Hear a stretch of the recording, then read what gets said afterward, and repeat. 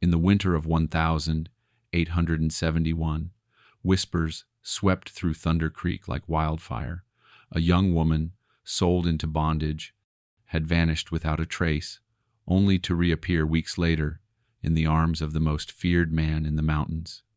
They said he rescued her with blood on his hands and made her a chilling promise: 3 sons by spring. Was it a demand, a prophecy, or the desperate bargain of a man clinging to redemption? As snow gave way to thaw and a silent cabin stirred with new life, one question burned in every heart. What did she give him in return? When a mountain man demands 3 sons by spring and the snow begins to melt, one truth lingers in the cold air. Was it love that saved her, or something far older and far more broken? Every time I see your comments, I'm reminded how stories like this reach across rivers, ridgelines, and generations. If you still believe in redemption, in quiet strength, and in standing for what's right, even when no one's looking, then you're part of this story, too. Let me know which state you're watching from, drop a like if this moved you, and subscribe so we can keep these stories alive. The wind screamed across the canyon floor, dragging curls of dry snow like whispers across the rocks. Clara May's bare feet bled where the shackles bit into her ankles, each step a cruel reminder that she belonged to someone else now. Her dress, once blue, hung in tatters, stained with dust and the red of punishment. She didn't cry anymore. Crying had been beaten out of her days ago, somewhere near Helena, when she'd begged the trader not to sell the little boy with the twisted foot. The man had laughed and broken her lip with the back of his hand. Since then, silence had become her only rebellion. 3 men rode behind the wagon. The trader, a swine-eyed man with tobacco permanently stuck in his beard, barked cruel jokes to the other 2. One spoke Spanish, the other didn't speak at all. Clara didn't know their names and didn't care to. She walked because if she didn't, the whip would fall. And she'd long ago learned that screaming never stopped the whip, it only made the men grin. The land began to rise, the trail thinning into a narrow path cut against the side of a cliff. The sky darkened, pines pressed in from both sides like spectators. Somewhere above, a hawk cried. One of the horses whinnied, spooked. The trader cursed, pulled hard on the reins. Then it came. A crack, louder than thunder, shattered the stillness. The trader's hat flew from his head, followed by the head itself, which slumped grotesquely as the man crumpled off his saddle like a sack of meat. Blood soaked into the snow. For one breathless second, no one moved. Clara staggered back, shackles clinking. Another shot rang out. The man with the Spanish accent dropped where he stood, eyes wide, mouth open, a neat red hole just above his left eyebrow. The silent one tried to run. A third shot cut him down before he could cry out. Then silence again, except for the wind. From the trees above them, high on a rocky ledge, a figure appeared. Black coat, long rifle, wide-brimmed hat pulled low. His beard was gray, unkempt, and thick as moss. He moved like a ghost, sliding down a slope no sane man would dare climb. When he reached the trail, he didn't speak. He stepped over the bodies like they were nothing more than brushwood. Clara stared at him through a haze of fear and cold. Her knees gave out. He looked at her, not with pity, not with gentleness, but with something harder, something older. He knelt, and for a long moment, neither moved. Then he reached for the key on the trader's belt, unlocked her chains, and scooped her into his arms like she weighed nothing. His eyes were pale blue, ringed with red, haunted eyes. She tried to ask his name. Her lips wouldn't work. He didn't offer it anyway. The world tilted. Snowflakes kissed her cheeks as she lost consciousness. The last thing she heard before the dark took her was his voice gravel and smoke, murmuring one word: safe. The storm rolled in quick that evening, dragging behind it a wall of wind and sharp-edged snow. Jonas Harlow trudged up the slope with the girl cradled in his arms like something half-broken. Her head lolled against his chest, breath shallow, skin cold as creek water. He didn't look down. He knew that kind of stillness. Had seen it once before, long ago, when the river had given him back his boy, too late for saving. This one wasn't gone yet. He felt her ribs lift, just barely. With each breath, that was enough to keep moving. By the time he reached the clearing, the snow was knee-deep. His cabin stood like a shadow among trees, logs black with age and weather, roof slanted under its own burden. No smoke rose from the chimney yet. He kicked the door open with his boot, stepped inside, and nudged the door shut with his back. The quiet inside was complete. He laid her down on the cot near the fire pit, then moved like a man long practiced kindling, flint, the familiar rasp of steel. The fire flared, licking the stone with orange tongues. He stripped off her frozen shoes, checked her wrists where the iron had rubbed raw, and wrapped her ankles with cloth he tore from an old grain sack. She moaned once but didn't wake. She slept 2 full days. During that time, Jonas did not speak. He fed her broth from a tin cup once she stirred enough to swallow. He kept her covered in his old army coat, the wool heavy and coarse but clean. When her eyes finally opened, wide and wild like a colt's first time seeing daylight, he was sitting on a stool in the corner, watching, silent. She tried to sit up, winced, then looked around the room like a hunted thing. Her eyes found the window first, then the rifle on the wall, then him. "You gonna kill me?" Her voice was barely more than air. Jonas didn't answer. He didn't move. Clara gripped the edge of the cot. "They said, no woman ever leaves here." He stood, slow and deliberate, and moved to the hearth, stirred the fire, poured water into a kettle without looking at her. When he finally spoke, his voice was iron, scraping over stone. "Don't believe everything you hear." That was all. He didn't ask her name, didn't tell her his. But he didn't chain her, didn't touch her, didn't so much as glance at her longer than needed. At night, she'd hear him outside chopping wood or sharpening tools, always busy, always distant, like he couldn't be in the same room too long without some pain rising up and choking him. She watched him through the cracks in the door when she could. He spoke to the dog, sometimes a grizzled hound with one eye and a limp, called it Jasper. The dog liked her, laid his head on her lap when she sat up long enough to eat. Jonas watched that too, like he was testing her. Each night, she expected him to come in and demand something. He never did. He slept in the barn. And still, she wondered, why her? Why save her? Why risk a bullet to bring a girl like her to a place like this? What did he see in her bruised face that made him draw that rifle? And perhaps the deepest question of all, the one that set her heart thudding most, why did she already feel safer here, with this silent mountain ghost, than anywhere else she'd ever known? On the 5th morning, Clara found her voice again.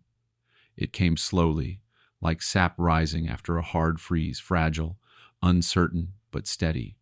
She sat on the edge of the cot, a blanket wrapped around her shoulders, steam curling from the tin mug in her hands. Jonas sat across the room, mending a boot, his hands rough and deliberate. The fire cracked between them, the only sound in the small cabin. "Thank you," she said softly, not looking at him. Jonas didn't respond. His fingers paused on the leather for half a beat before resuming their work. "I mean it." She dared a glance up. "You could have left me, or done worse." His eyes lifted just long enough for her to feel their weight. Then he set the boot down, stood, and walked out the door without a word. A gust of cold air followed him out, rattling the door on its hinges. The silence returned. Later that day, Clara ventured outside. She kept the blanket tight around her shoulders and walked slowly, boots clumsy on her feet, ankles still tender. The clearing was surrounded by towering firs and snow-heavy boughs. The forest felt ancient, patient. She followed a deer path for a few paces until she heard it, a faint whimpering sound, high-pitched and pained, coming from beneath a thicket of low branches. She knelt, pushing aside the snow and needles, and found it. A young fox, no more than a few months old, lay curled with its leg bent at a sick angle. Its red fur was matted with blood, its black eyes wide and terrified. Clara's breath caught. She reached for it gently. "I won't hurt you," she whispered. It snapped at her fingers but lacked the strength to bite. Still, it didn't flee. Clara bundled the creature into her arms, tucking it beneath her coat. It squirmed but didn't fight. She brought it back to the cabin. When Jonas opened the door to find her cradling the fox by the hearth, he stopped in the doorway, his brows drawn. "It's hurt," she said before he could speak. "Its leg's broken. I think a snare got it." Jonas looked from the fox to Clara. The firelight danced on his face, highlighting the ridges of old scars and the softness in his eyes he never meant to show. He gave a single nod and walked to the cupboard. From the shelf, he pulled a strip of splintwood and a coil of cloth. "Set it down," he muttered. Together, they bound the leg. Clara was careful, tender. The fox flinched but didn't scream. Jonas watched her hands more than the animal. "I'll call her Juniper," Clara said, stroking the creature's ears once it settled. "She's got fight in her." Jonas didn't reply, but he didn't leave either. He sat by the fire that night, the closest he'd been to her since bringing her here. Juniper slept between them, breathing soft and even. Outside, the snowfall began in earnest, thick, slow flakes that fell like ash from a quiet sky. The world beyond the cabin disappeared in white. Inside, warmth bloomed. The fire's glow touched everything. Clara curled her fingers around her mug and glanced at Jonas. He sat with his head bowed, eyes closed, hands resting on his knees. For the first time, he looked at peace. As Juniper healed, so did Clara. The bruises on her arms faded. The fire returned to her step. She hummed when she stirred the pot, whispered stories to the fox, and sometimes, when she forgot to be afraid, she smiled. And Jonas watched it all with a quiet, bewildered reverence, as though witnessing something holy grow back into the world. The snow deepened, blanketing the mountains in a silence so complete it pressed against the windows like a held breath. Days folded into one another, marked only by the rising smoke of the hearth and the steady rhythm of chores. Jonas worked outside from dawn to dusk, chopping wood, checking traps, hauling water, always moving, always quiet. Clara remained inside most days, her ankle still too tender for long walks. She filled the hours cleaning, tending to Juniper, and watching the fire curl and pop in the stone pit. One morning, while sweeping the corner near the ladder to the loft, she discovered an old trunk tucked beneath a wool blanket and a stack of empty flour sacks. Its hinges were rusted, but it opened without protest.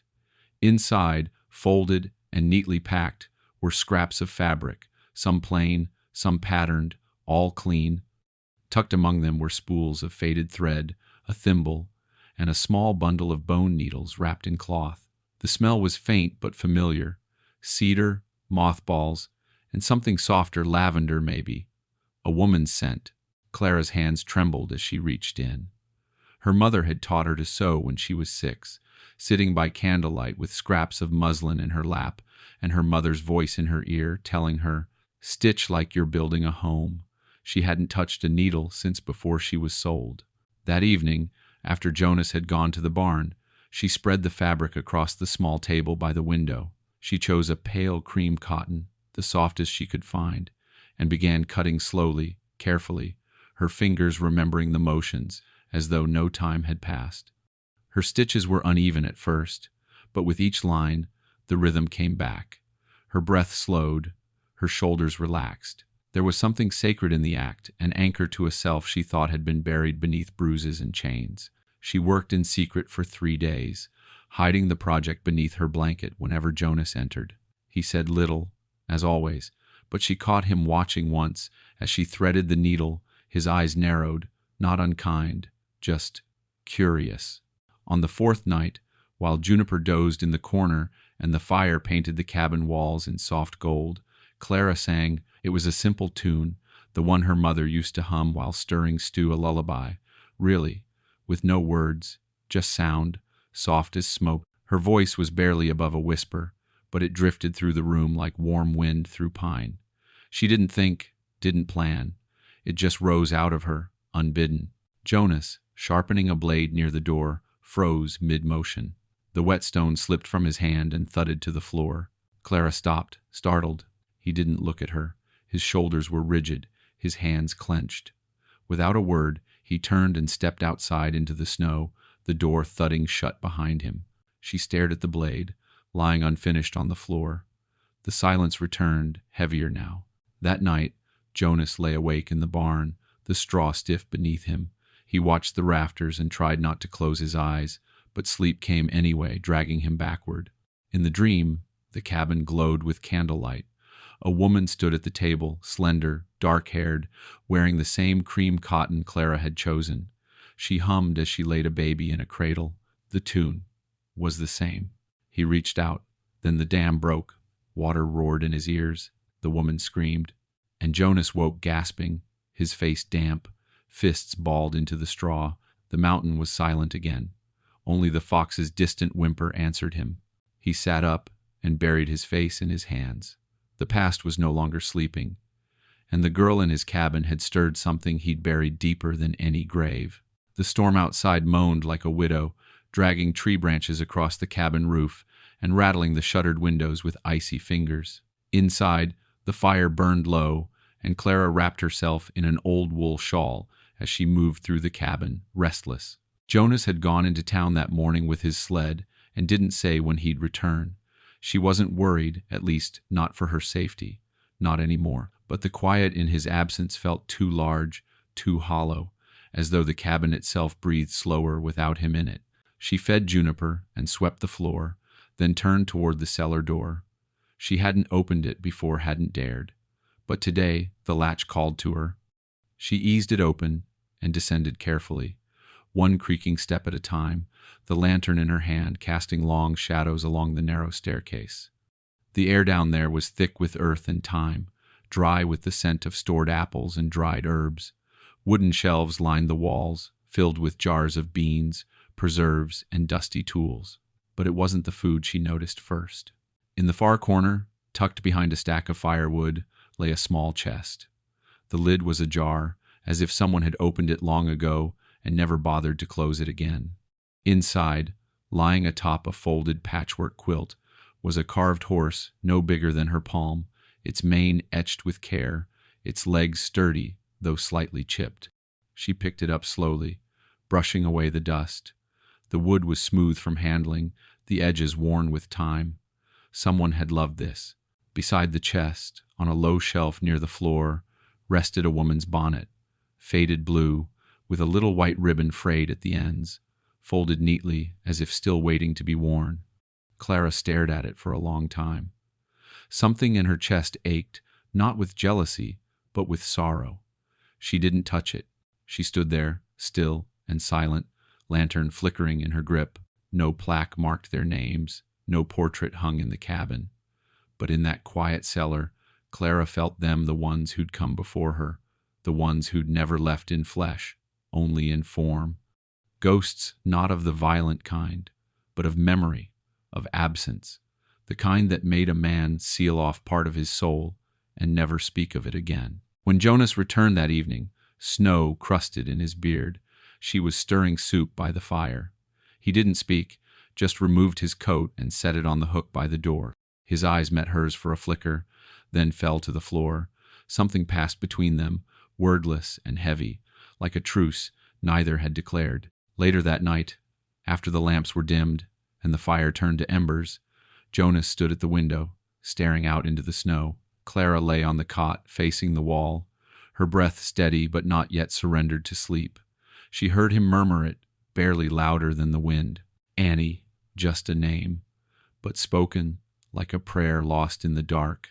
He stayed there a long time, unmoving, as if he believed the trees might answer. But they didn't.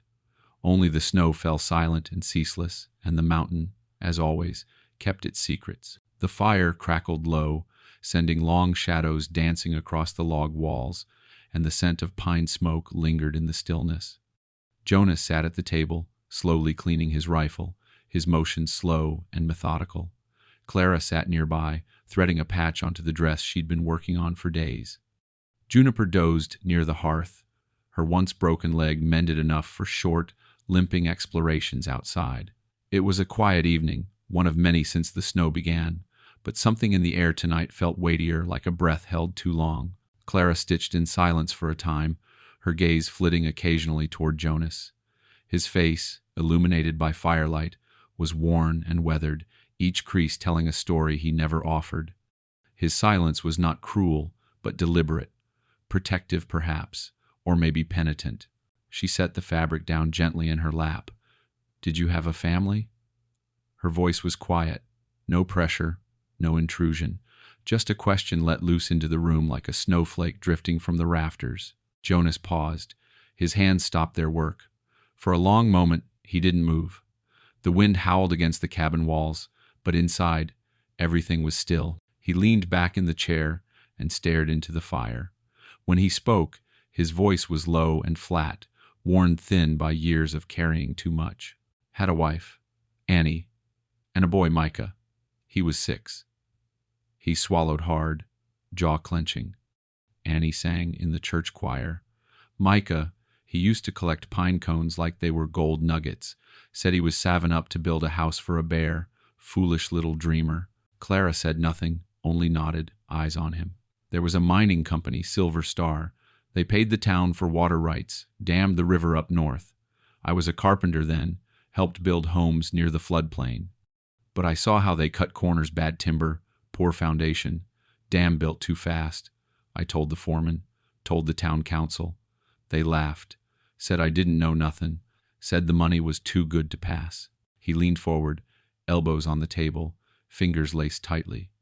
Snow melted fast that spring. The dam gave out in the night. I woke up to Annie screaming. Water hit like a train, took the whole lower town with it, took our house, took them. He rubbed his eyes with the heel of his hand, as if trying to erase the memory. I tried to find him, dug through mud with my bare hands. Found Annie 2 days later, caught in a tree downstream. Never found Micah, just his pine cone box. He looked up then, his eyes distant and hollow. Town needed someone to blame. Said I should have done more. Said I cursed the place. Some even said I sabotaged the dam out of spite. I couldn't breathe in that place anymore. So I left.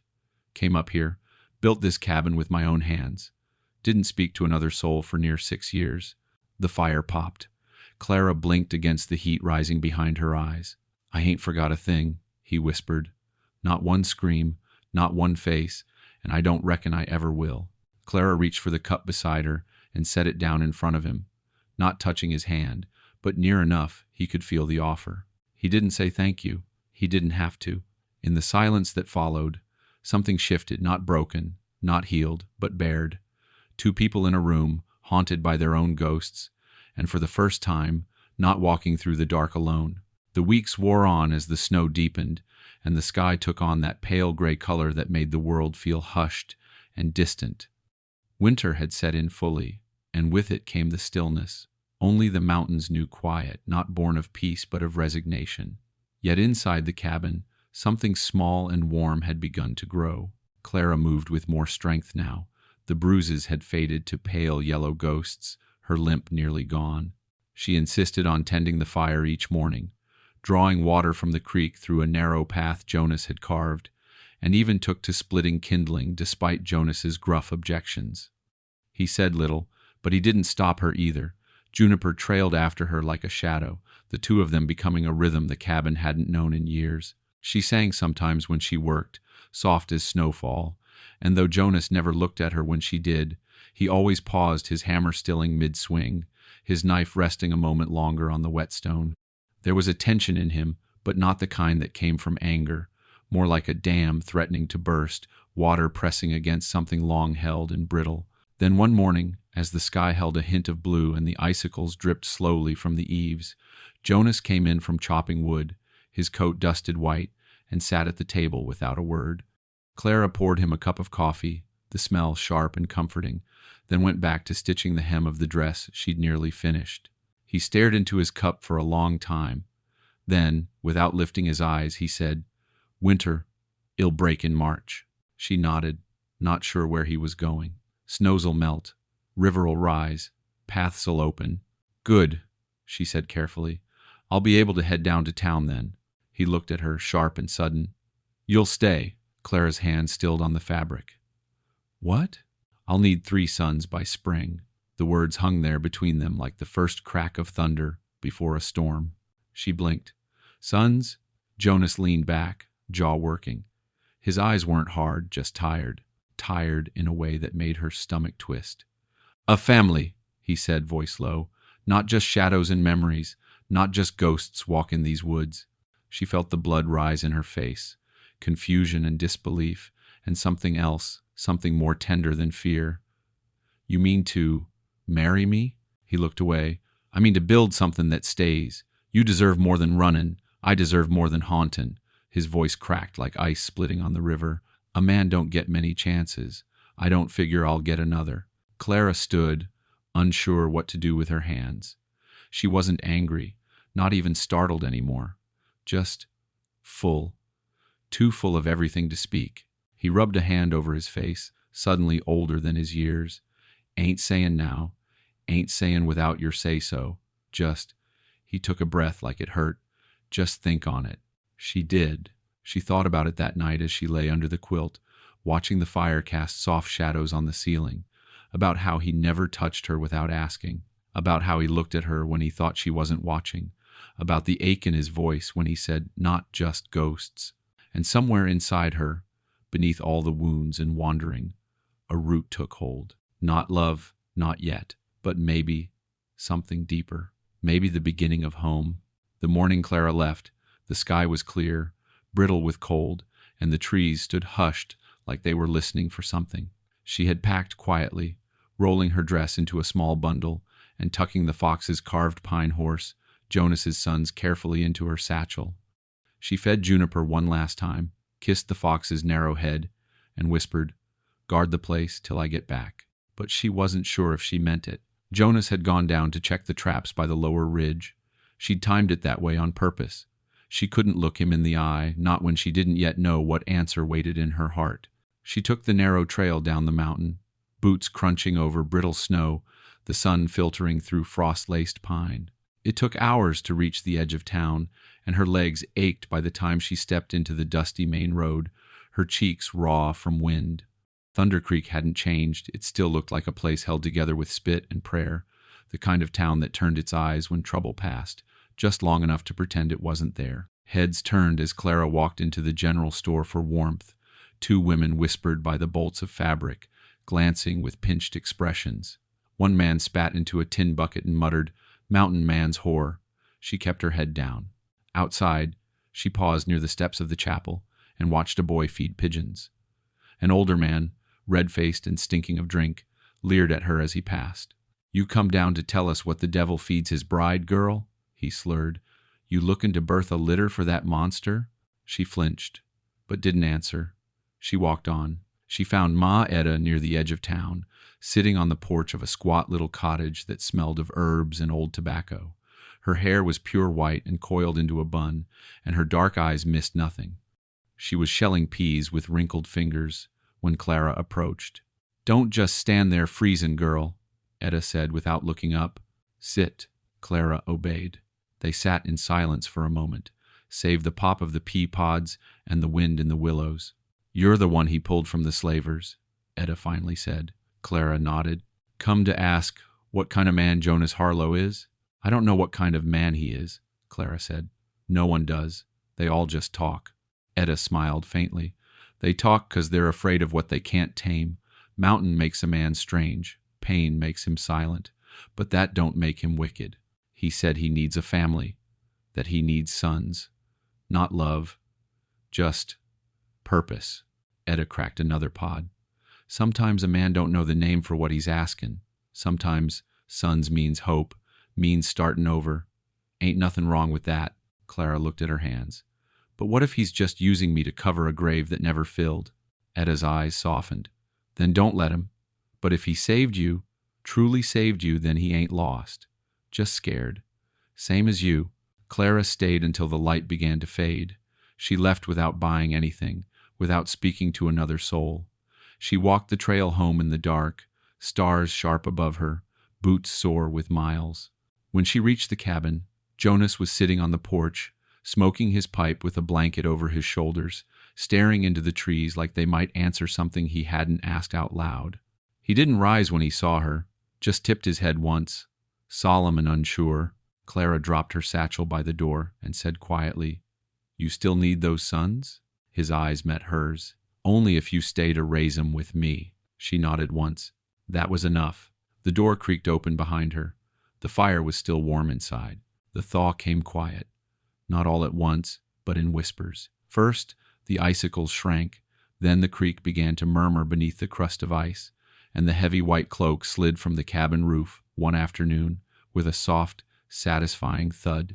The trees held their breath, then slowly began to exhale. Jonas stood outside one morning and looked at the ridge, the air warmer against his cheeks, the sky almost blue. Spring, he muttered, like he couldn't quite believe it was real. Inside, Clara had begun to open the windows during the day, letting the scent of pine and damp earth drift in. She swept out months of soot and dust, hummed as she folded linens, and spent an entire afternoon polishing a battered mirror with nothing but vinegar and stubbornness. The reflection she found wasn't the same girl who had arrived bruised and bound in the dead of winter. Her cheeks were fuller now, her eyes clearer. There was light in them again, Jonas noticed. He didn't say it, but she saw it in the way he paused at the doorway when she smiled, in the way his eyes lingered on her hands when she kneaded dough, or how his shoulders softened when her voice drifted through the cabin in song. One evening, while peeling carrots by the hearth, Clara told him a story, some silly thing her brother used to say about chickens with socks. It wasn't much, just a child's joke, really. But Jonas blinked, confused for a second, then chuckled. A low, surprised sound, like he hadn't used those muscles in years. She looked up at him, startled. Was that a laugh? Sounded like a cough to me, he grumbled, but his eyes glinted. Clara grinned. Well, next time I'll tell one with a punchline. He raised an eyebrow. That wasn't the punchline? That night, she made stew. Not just any stew, but the one her mother used to cook on Sundays, a thick broth filled with root vegetables, salt pork, and a pinch of clove that gave it a warmth like no other. She served it with old cornbread she found in the cupboard, revived with honey and milk. Jonas tasted it, chewed thoughtfully, then put his spoon down and stared at her. What is this? She lifted her chin. My mother's recipe. It's supposed to make you feel safe. He didn't speak, just nodded once, then finished the bowl and asked for more. Later, as the sun dipped low and painted the windows gold, Clara sat by the fire brushing her hair. She felt his gaze, steady and unreadable. Want me to do yours? She asked suddenly, half a joke, half a dare. To her surprise, he didn't refuse. He turned his chair toward her, pulled the tie from his hair, and let it fall in gray waves past his shoulders. She worked slowly, carefully, fingers moving through the tangles with quiet reverence. When she finished, he reached up and took her hand. There was no urgency, no wild heat, just silence and breath, the soft crackle of flame, and a long pause between heartbeats. He looked at her the way a man looks at the sun rising over a frozen lake, cautious, stunned, afraid to blink. She leaned in first. Their lips touched like a question, not an answer. No hunger, just gentleness. A whisper of something blooming too early in the season, but brave enough to try. When they parted, neither spoke. But he didn't let go of her hand. Outside, the last of the snow melted into the soil. Inside, the seed of something unspoken took root. The snow was gone by mid-morning, all but the last shaded patches beneath the evergreens. The earth had turned soft and fragrant, and the first signs of green curled up from beneath the dead leaves, like shy hands reaching for the Sunday. Jonas had gone into the woods to reset a snare, and Clara, left alone in the cabin, decided to clean out the chest in the loft. It was the only space she hadn't touched since arriving, a place she had left alone out of quiet respect, like a grave that didn't belong to her. She climbed the ladder slowly, unsure of what she was looking for, only knowing that something up there felt unfinished. The chest was old, its hinges tight with rust, the lid bowed from years of snow settling on the roof above. She opened it carefully. Inside were odds and ends: a broken comb, a child's woolen mitten, a pair of ladies' gloves neatly folded. Beneath these, wrapped in oilcloth, was a bundle of papers tied with string. Clara hesitated, then undid the knot. The pages were yellowed, ink faded but legible. They weren't official, no stamps, no addresses, just writing in Jonas's firm, angular hand. The first page began plainly. Annie, I keep thinking I should have gone back into the water. Maybe I did die that day. Maybe this is the punishment. Her throat tightened as she read on. There were dozens of them, some short, scrawled late at night, others longer, more thoughtful, confessional. Each letter was written to his wife. In them, he begged forgiveness not just for surviving, but for leaving the town behind.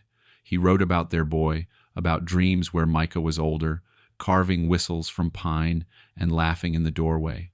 He wrote of how silence had become his only company, and he wrote, once in a trembling hand, "Sometimes I wonder what would happen if someone knocked at my door, a stranger, or someone needing shelter. Maybe then I'd know what kind of man's left in me. If there's anything worth saving." Clara pressed the pages to her chest and closed her eyes. The man who had rescued her wasn't the monster they'd warned her about. He was a man who had once been loved, had once loved deeply in return, a man who had lost everything and tried to bury the pieces so deep that no one, not even himself, could find them.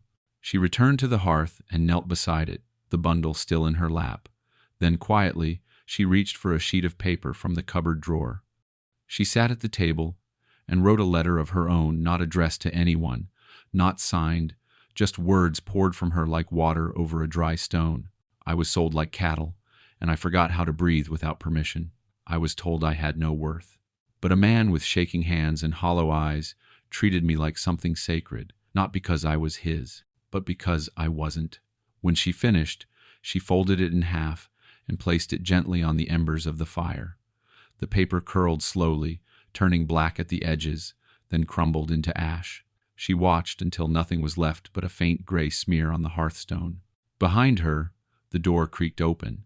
Jonas stepped inside, his boots muddy, his eyes wary. She turned to him and said simply, "I cleaned the loft." He nodded once, eyes soft but unreadable.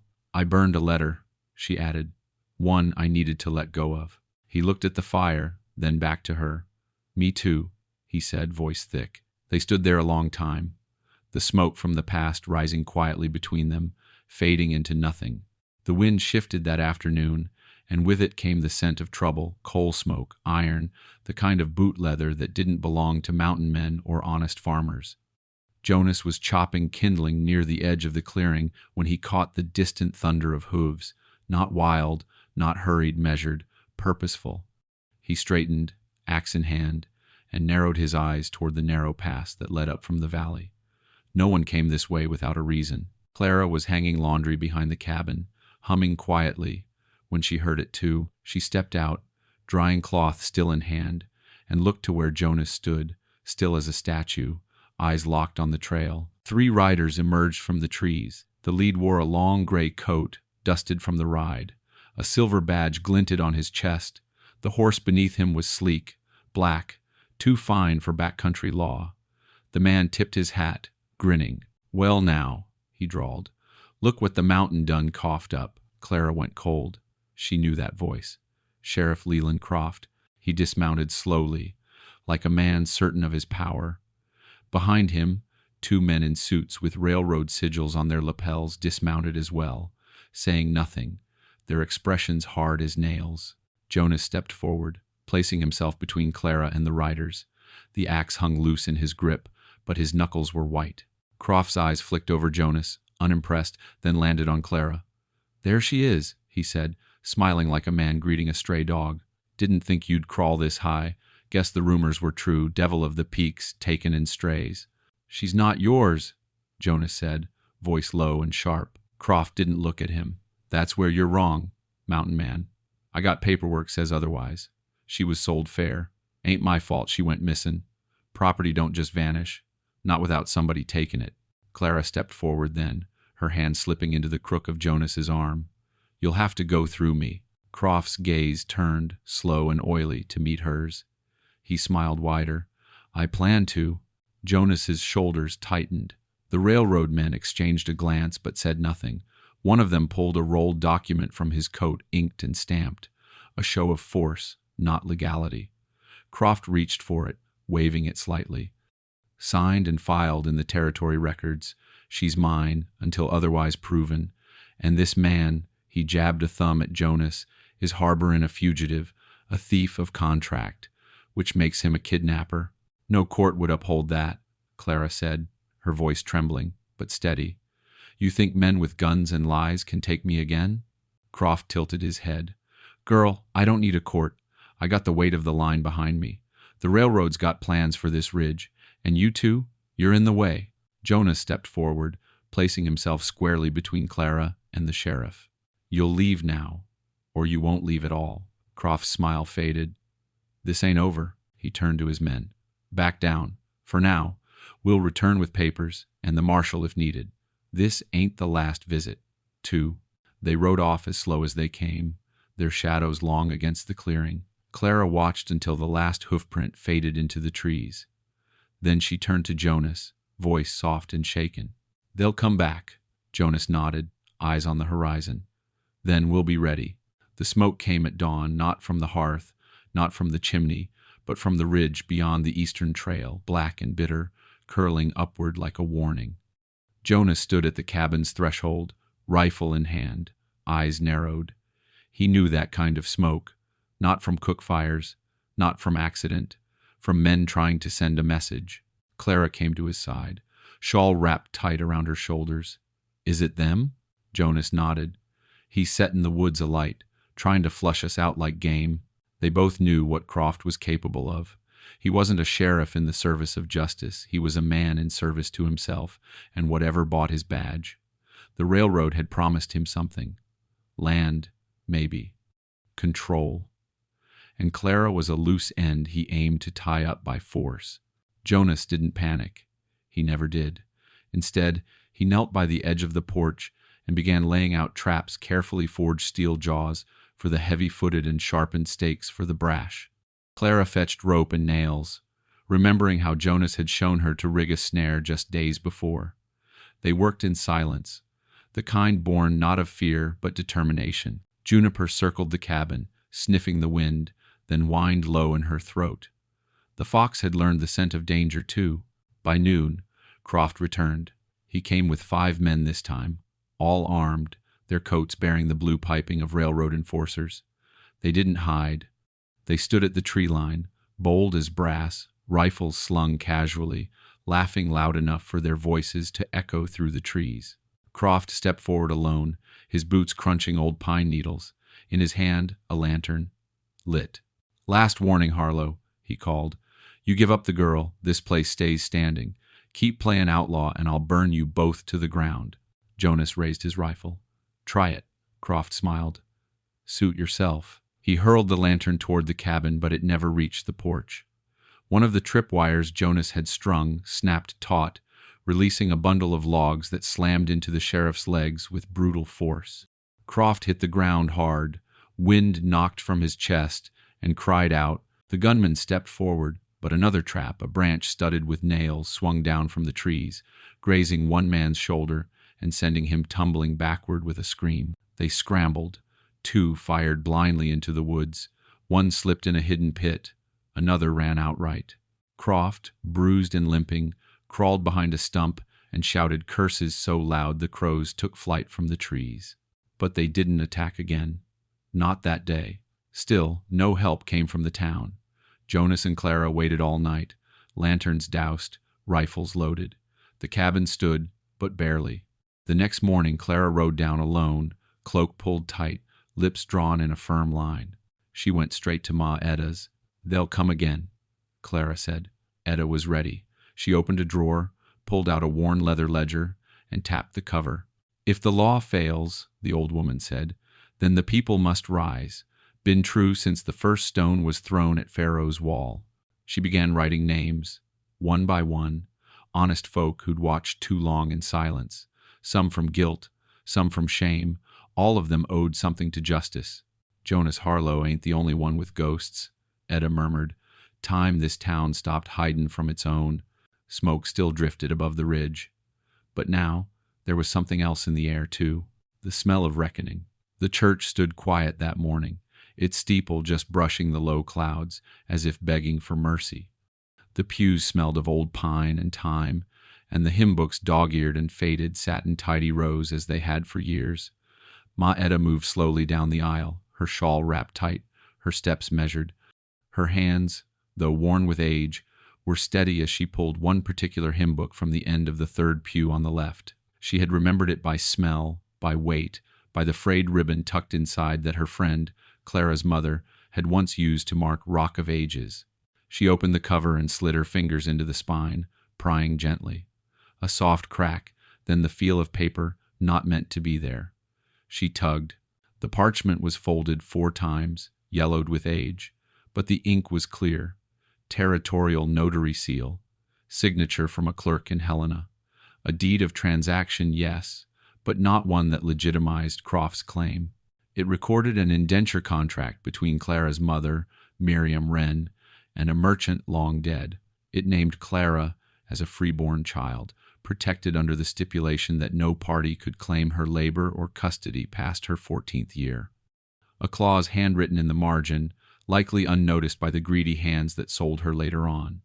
Clara had been 16 when Croft took her, sold illegally, possessed unlawfully. Etta pressed the paper to her chest. "Lord," she whispered, "don't let justice come too late." That evening, as the sun broke through the clouds in amber bands across the mountains, Ma Etta climbed the trail to the cabin.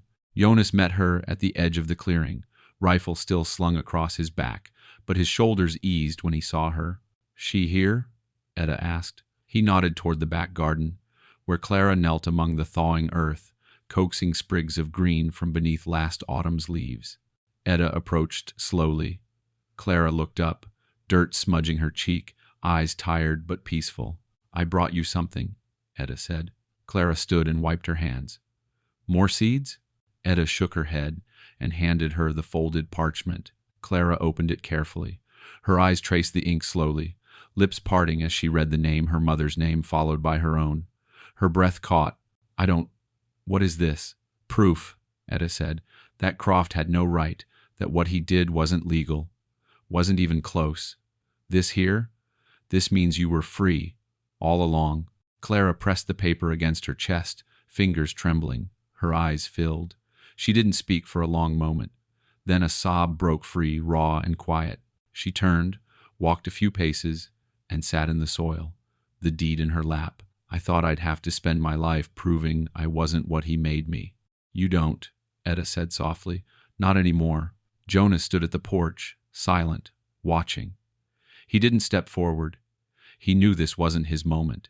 Clara looked up at the sky, tears streaking her dusty face. "She hid it," she said. "Mama hid it where no man would look, in a song." Etta smiled gently. Women are good at hiding truth in plain sight. The wind picked up, rustling the hymn of the trees. Clara folded the deed with reverence, tucked it into the inside pocket of her bodice, close to her heart. She wasn't just free in spirit now. She was free by law, by ink, by record. Her story wasn't a rumor. It was a fact, and she would carry it with her for the rest of her life. The day they came down from the mountain, the sky was the color of slate, and the wind carried the uneasy breath of a town holding its conscience too long. Jonas rode the mule cart, reins in hand, face stern beneath his brimmed hat. Clara sat beside him, bonnet tied tight, the deed folded beneath her dress, a solid weight against her chest. In her pocket she carried nothing else, no weapon, no keepsake, just the truth. The streets of Thunder Creek were quieter than usual as they rolled in too quiet. People stopped in doorways, stepped onto porches, leaned against storefronts. Word had spread like prairie fire. The girl was coming back, and she wasn't alone. They passed the mill. One man spit near the cart's wheel. Clara kept her chin up, eyes forward. Jonas said nothing, but his grip on the reins tightened. At the post office, a pair of women turned their backs, whispering sharply. Outside the saloon, Sheriff Leland Croft stood tall, arms crossed over his puffed chest, his badge glinting hard in the gray light. 2 of his deputies flanked him, their rifles resting easy in their arms. Croft's smile was wide but cold. "Well," he said, loud enough for all to hear, "look who thinks she's a lady now." Clara stepped down from the cart slowly, each boot finding the earth with calm precision. "I've always been one. You just couldn't see it." Croft's lip curled. "You're under arrest. That man's a known fugitive harboring a runaway. I got railroad interests backing this claim.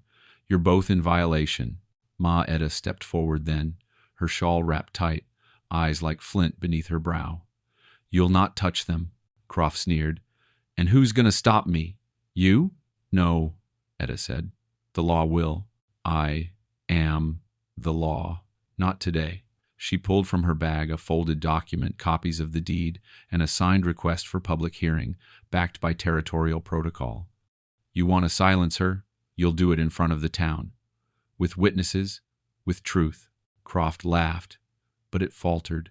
The townsfolk began to gather in earnest. Faces lined the boardwalks.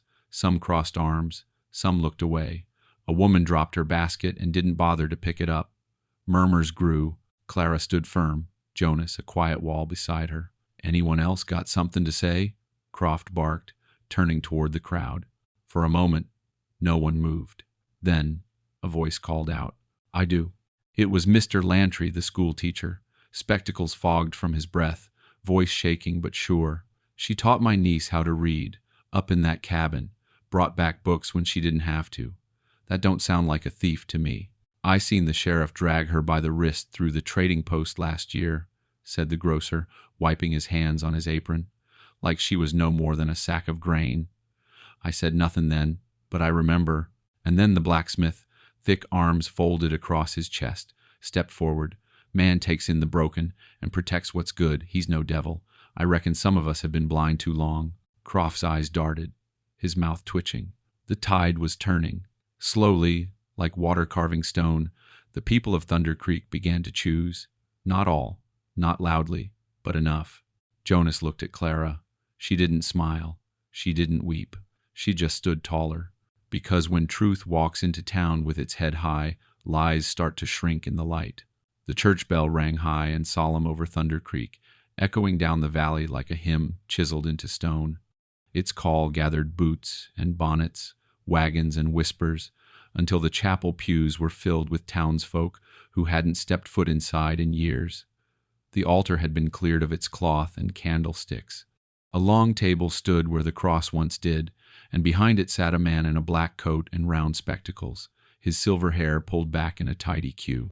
Judge Harmon Griggs, federal circuit judge out of Bozeman Territory, had arrived that morning at Ma Etta's summons her cousin by blood, by favor, and by the stubbornness that ran through both their veins. Croft stood at one end of the church, his badge gleaming like tarnished brass, eyes narrow beneath the brim of his hat. Jonas and Clara stood at the other. He wore his only clean shirt, the one Clara had mended just days before. She wore the cream-colored dress she had sewn by hand, the sleeves newly pressed. They held each other's hand, fingers laced, neither trembling. Judge Griggs rapped the gavel once. "This is an evidentiary hearing," he declared. "Not a spectacle. No shouting, no guns, and no theater. We're here to settle truth. Begin." Croft stepped forward first. He laid out his charges like a man throwing stones.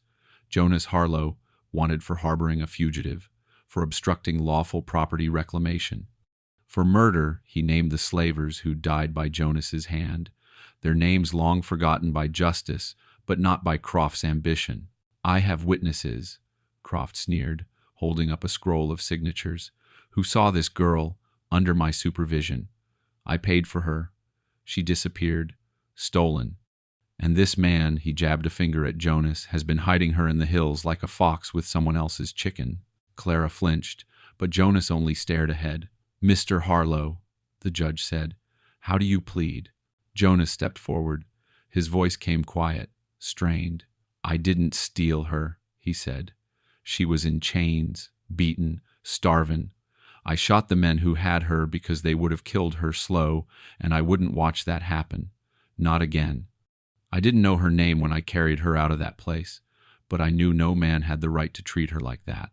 He paused. "I done things I ain't proud of. I've hid from the world, and I've let grief rot me. But this protecting her that wasn't wrong." Clara stepped beside him, chin lifted. "And I wasn't his to steal. I was never anyone's. I was born free. My mother made sure of that." Ma Etta rose then, papers in hand. She walked to the judge with the slow grace of someone used to funerals and births and everything holy between. She laid the deed down on the table and pointed to the clause. Ink faded but clear. "She was sold illegally," Etta said. "This deed proves it. Contract null after her 14th birthday. She was taken against every letter of the law." Judge Griggs adjusted his glasses. He read in silence. The church breathed as one. When he finished, he looked at Croft. You hold no claim over this woman. Croft opened his mouth. The gavel slammed down like thunder. She is no man's property, the judge said, voice hard as hammerstone. He turned to Jonas. And this man is no villain. Murmurs rose through the pews. Some gasped. Some nodded. One man clapped, quick and uncertain, until others joined him. Croft turned red, then pale. Jonas exhaled, his hand still wrapped around Clara's. She didn't cry, but her eyes shone like morning light on thawing frost. And just like that, the truth stood tall in the house of God, and lies were made to kneel. The verdict still echoed in the rafters of the church as the townspeople spilled out onto Main Street, murmuring in knots, their breath rising in the crisp spring air. Jonas and Clara stepped into the sunlight together, side by side, heads high, but the weight of the moment had not yet left their shoulders. The sky had cleared above them, a wide sweep of blue stretching over the ridgeline, and it felt, for the first time in a long while, like the valley was breathing again. But justice is not a bell rung once it is a flame that must be watched until the wind passes. Sheriff Leland Croft was waiting outside the general store, his face a storm behind the glint of his badge. The railroad men who had ridden in with him were gone, retreated quietly once the judge laid down his ruling. Croft had no such humility. As Jonas and Clara came into view, Croft stepped into the center of the street. "You think this is over?" he barked, voice ragged with fury. "You think some ink on paper makes you clean?" Jonas didn't stop walking. He didn't even blink. Clara stayed beside him, hand at his back. Croft's hand moved suddenly to his hip, and the flash of metal caught the Sunday. Gasps scattered through the crowd. Mothers pulled children behind skirts. A dog barked once and fell silent. Croft raised the pistol, arm shaking. Jonas stood still. He didn't reach for a weapon. He didn't flinch. He simply looked the man in the eye like he'd seen this all before in a dream long ago. Clara didn't step away. She moved in closer. The hammer clicked. Then came the voice. "Drop it, Leland." It was the blacksmith hands like anvils, stepping forward from the crowd, iron tongs still in his belt. Then the grocer, holding a broom like a rifle. Then the teacher, the postman, Ma Etta. One by one, they emerged from the line of onlookers, forming a circle around Croft, firm and silent. Croft's eyes darted. "You gonna stand with him?" "With her?" No one answered. He turned in place, aiming the pistol at the faces he'd known for years, faces that once looked away when he acted as law, faces that once bowed beneath his word. Now, they looked back, and they did not blink. "I said," Ma Etta stepped forward. "You said plenty, Leland. You've had your say. Now shut your mouth and give that gun to someone with a soul left in him." Croft's lip curled. He raised the pistol again, desperate, unsure. A stone struck his hand. He dropped the gun with a cry, clutching his wrist. A second stone struck his shoulder. Then a third. He turned and ran, but there was nowhere to go. The people closed in, arms reaching not to kill, but to cast out, to drag him down like a rotted fence post and toss him from the yard. They stripped his badge. They took his horse. They loaded him onto a wagon with nothing but his coat and his curses. He screamed at them all, voice wild and hoarse. "I was the law. You'll be sorry. You'll come begging me back." But no one looked. No one answered. They drove him out of the valley by sundown, and no man waved goodbye. As the dust settled, Clara turned to Jonas, her hand finding his again. "What happens now?" she asked. He looked down the empty road, then toward the mountains beyond, where the trees stood tall and unbothered. "Now," he said quietly, "now we go home." And they did, beneath a sky no longer watching in judgment, but in peace. The trail back up the mountain was softer now, the thaw having turned the snow into rich, dark earth. The cart creaked behind them, laden with tools, fresh nails, canvas, and lumber they'd bartered for in town. Clara walked alongside, her hand brushing the mule's shoulder, her skirts flecked with mud.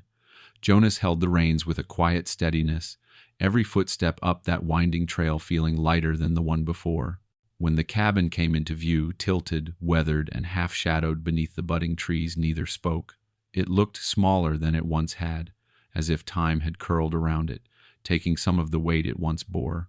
But the chimney still stood, the hearth still waited. And the land, stubborn and steady, was ready to bloom. They began the work the next morning, together this time. Jonas stripped the rotted shingles and replaced them with cedar, hand-split and sanded. Clara patched the chinking between logs with fresh clay and straw.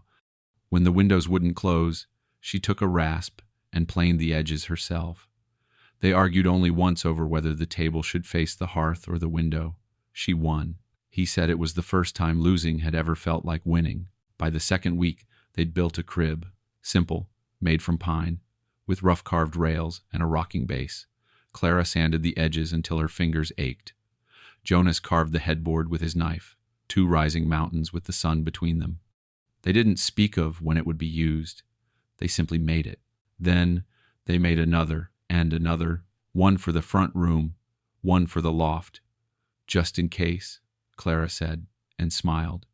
It wasn't haste. It wasn't fantasy. It was hope, tangible and real, built with their hands and placed carefully where a future could find it. Juniper, round with kits, had nested beneath the shed behind the cabin. Clara found the den one morning and called softly into the burrow. A few days later, tiny noses and blinking eyes peeked out. She named them without hesitation: Thistle, Fern, and Clover. Jonas said the names sounded like flowers. Clara said, "That's exactly why they're perfect." They planted, too. Not just food, but roots. Carrots in the far bed, tomatoes near the porch, beans against a trellis Jonas built from willow branches. Clara dug holes with bare hands, smiling as worms wriggled through the soil. "This dirt knows things," she said. "It's held more stories than we ever will." At night, they spoke softly by firelight, their voices low as though not to disturb the sleeping woods. Sometimes they shared stories, his about the child Micah, who once dreamed of building a house for a bear, hers about her mother's garden in spring, where the tulips always came in crooked but proud. Other nights they simply sat, watching the flames, the silence between them no longer heavy but full. Clara began to hum again, and this time Jonas joined in off-key, grumbling but trying. The cabin was no longer just shelter, it was promise. Not every board was straight, not every window square, but it stood firm in the clearing, wrapped in green and hope and second chances. And within its walls, a home was being born, not from blood or obligation, but from the choice to stay, to build, to believe. The first daffodils pushed through the soil like small suns, their yellow heads nodding gently in the breeze that rolled down from the high ridge. Spring had arrived, not just in the land, but in the air between every breath, in the warmth that settled in the bones after a long, unforgiving cold. Birds stitched songs between the trees, and the creek laughed again, full and fast, washing winter from the rocks. Clara stood barefoot in the garden one morning, hand resting on the swell of her belly.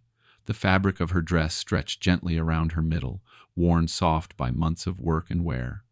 The baby stirred beneath her palm, and she smiled without needing a reason.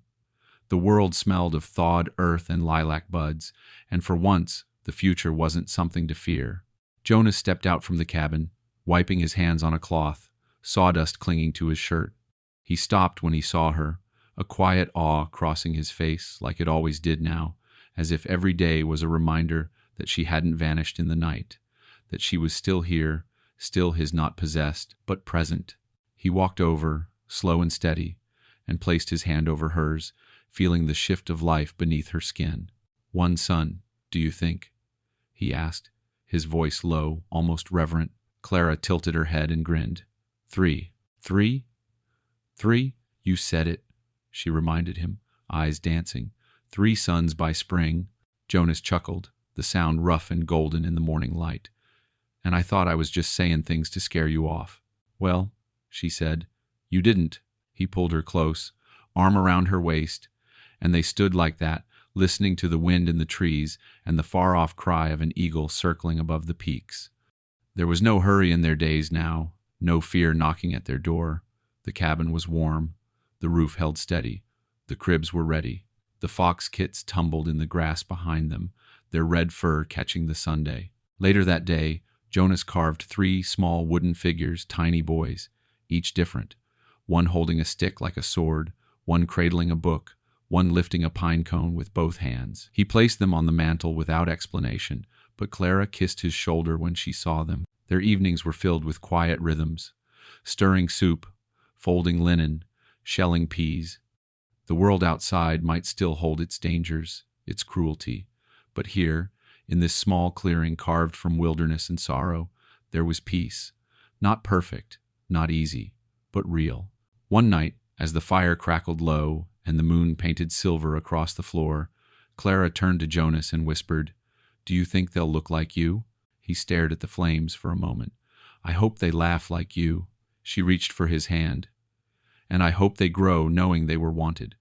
Not because we lost something, but because we found each other." Jonas nodded, his eyes shining. No ghosts this time, just suns. And in that cabin where grief once lived, something new had taken root, deeper than fear, stronger than memory. Not vengeance, not redemption, but love.